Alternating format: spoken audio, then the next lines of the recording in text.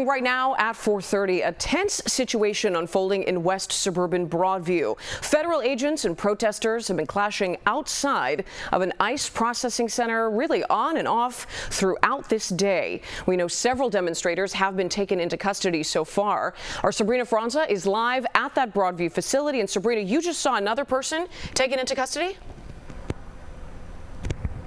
Marie, that would make 4 people total, but I want to draw your attention to the fence that's just behind us. An ambulance has just entered inside the Broadview facility. It's not clear exactly who they are loading into that ambulance, but it is possible that that person is the 4th demonstrator that had been arrested today. Now, I want to show you video of just a few minutes ago. This happened around 4:10 in front of the ICE processing center. Protesters getting in the way of one of the trucks that was trying to leave the center itself. And in the process of that happening, this demonstrator was struck and was then on the ground. You can see video of her here, placed into handcuffs and then later taken behind the gate. Now, again, this was just one of 4 arrests that our teams have witnessed today. Tear gas and rubber bullets. A protester pulled behind the fence at the Broadview ICE facility after a canister was deployed. That person threw the can back at ICE agents.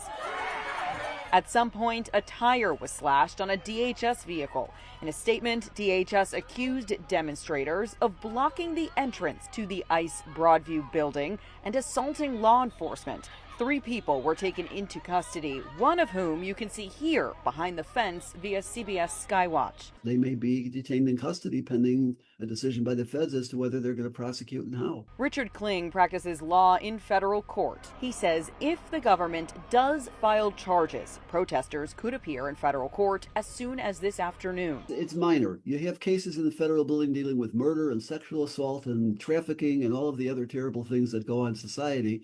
And the disorderly conduct at Broadview ICE facility is probably at the bottom of the totem pole. He says U.S. citizen or not, federal agents may argue this behavior is not protected by the First Amendment. Do you have a passport or anything? In Bolingbrook, U.S. citizens had a different type of encounter with federal agents. All but one of the people in this video proved their legal status. Yeah, I'm not worried about it, buddy. Whatever, man. We're just here trying to make America safe again, dude. A car of landscaping co-workers were in the parking lot of a Culver's when the driver tells us ICE blocked them in and they had to prove their citizenship. ICE officers should only be detaining people if they have a reasonable basis to believe the person is not legally in the United States. Immigrant rights lawyer Kalman Resnick says more and more people are traveling with documentation, a driver's license, passport, or birth certificate following a recent Supreme Court decision. To ICE means that they can now detain people simply on the basis of their appearance. Protesters tell us, though, that they will use their First Amendment privileges as citizens to continue staying out here.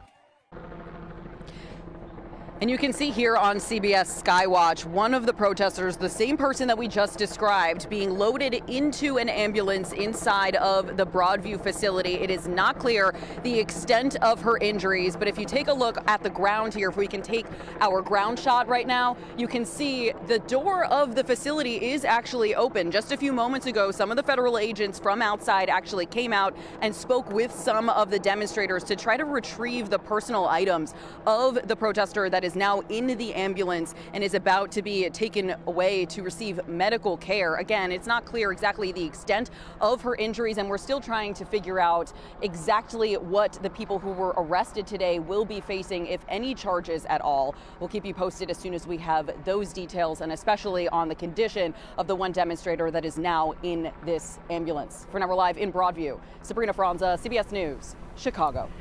Sabrina, thank you for those breaking developments. Mayor Brandon Johnson is calling for an all-hands-on-deck response to protect immigrant communities from ICE. We literally are working with community organizations, passing out information, working with our labor partners, going door to door, going into our schools to ensure that people know their rights. That's what's really important in this moment. It's not just about the community coming together to ensure that we know our rights. It's about the community coming together.